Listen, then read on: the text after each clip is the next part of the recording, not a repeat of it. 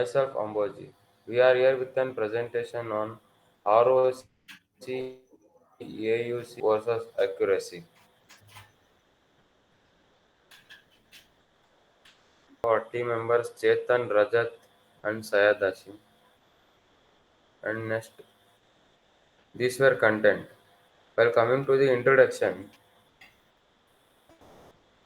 predictive model is using data to guess or predict future outcome. It helps people and compare make better decision using fact and numbers instead of guesses. For example, predicting sales, weather, or customer behavior. In sometimes the data used for prediction as uneven group. For example, in fraud detection dataset, there might be 1000 normal cases and only 10 fraud cases. It will be hard to find. So this make it hard for the model to learn about the smaller group fraud cases. As such, imbalances are frequently these problems happen often in real world tasks such as fraud detection, medical diagnosis, rare event prediction.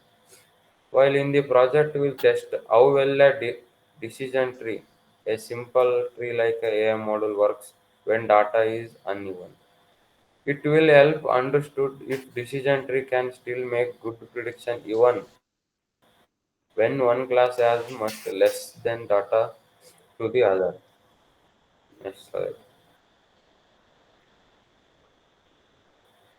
Here the main challenges in the real world data like a credit card transaction is several imbalance. So we are using decision tree classifier for the identification and predicting of the future majority classes without no fraud. This result is extremely high accuracy score which is entirely misleading because the model still fails to detect the critical minority classes. Next we'll continue by SI. Next, we have objectives. So here we will explore the decision tree classifier for the imbalanced data. The goal is to study how decision tree models between when deals with the imbalanced data. So next we will evaluate with the right matrices. So instead of just using accuracy, the model performance is tested using reliable matrices like precision, recall, and F1 score for which gives the better understanding in the imbalance cases. Next, we have understanding the accuracy limitations. So here the objective is the highlight that accuracy alone can be misleading. So as a model might predict model cases as non-fraud and still appear to be accurate. Next, we will improve the model performance through the study. Also, focus on the technique used to handle imbalance, such as oversampling, undersampling, and adjusting classes weights, or using ensemble methods to make the more efficient and fair. Next will be continued by Rajat. Slide we discuss about the literature survey on our project. First was Chaulet in the year 2002 on the topic SMART, synthetic oversampling to balance minority classes. And second one was Intel 2005, where topic was Modeling SMART, where focused on sampling near decision boundaries. In this, they focused on making near the boundaries of the datas, and Bremen in year 1984. They had the topic on decision trees. We have introduced the tree based on the classifications. And Ian Garcia in the year 2019. They had learned on imbalanced learning. In this, they reviewed the data and algorithm level based on the balancing methods. They had used balancing methods to review the data and algorithms in their levels. Come to methodology in this.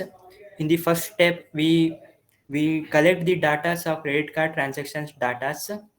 In the second step, we process the data using algorithms, machine learning algorithms. In third step, we resample the data collected using smart techniques. In third decision classifier, we classify the data based on using decision tree algorithm. We detect the data's patterns and check whether there is a frauds in this data. In the final step, fraud detection, we test the data set that pass through the decision tree classifier and detect the frauds in the given data. Next slide will be continued by Chetan. Next is requirements. In that hardware requirements. In processor, the Intel Core i3 or AMD equivalent. We recommend the Intel Core i5 or i7 or AMD Ryzen 5 or 7 for faster computation. Next is RAM. In that minimum 4 GB are recommended to 8 to 16 GB, especially helpful when working with large datasets or performing the smooth. Next is storage. At least 2 GB or free space. In that SSD preferred, like speed up data, access and processing. Next is software requirements. In that operating system, Windows or 10 or 11, Mac OS or Linux, etc. Next is Python version, like 3.7 or higher ensures compatibility with modern libraries. Next is IDE or notebook. In Jupyter Notebook, Google Colab versus code or PyCharm popular environment or coding and experimentation. Next slide. Conclusion. In that In that, we empathize the importance of handling imbalanced datasets in classification problems. In that, when one class significantly outnumbers another, like fraud versus non-fraud. Next is standard classification, like decision trees may favor for majority class and leading to misleading high accuracy. Accuracy alone isn't enough. It can hide poor performance on the majority class. Next, Ashim will continue the code. We'll have the code. So this is the scikit-learn pandas we have installed for the Google Colab. So next we will import the pandas, import the NumPy. These all the things we will have for our project. Next, after uploading and loaded data, we will upload the credit card .csv. This is the file we will upload. So it is uploaded and divided the data into x and y. X is for the future and y is for the target values. So after uploading, we have the standard scalar. This is the library we have used for uh, using this standard scalar library for the splitting into the trained data and the testing sets of the data. So here we can see the trained and testing data. So after training and testing, we will go for the decision tree classifier. This is used for the classification of the data among the testing and training. So after testing and training, a decision tree classifier is used for classification like parameters like maximum depth and minimum sample split to avoid the overfitting. Next, after this, we have the fraudulent and non-fraudulent, for which if the output is 1, then it is fraud data. If the output is 0, then it is non-fraudulent.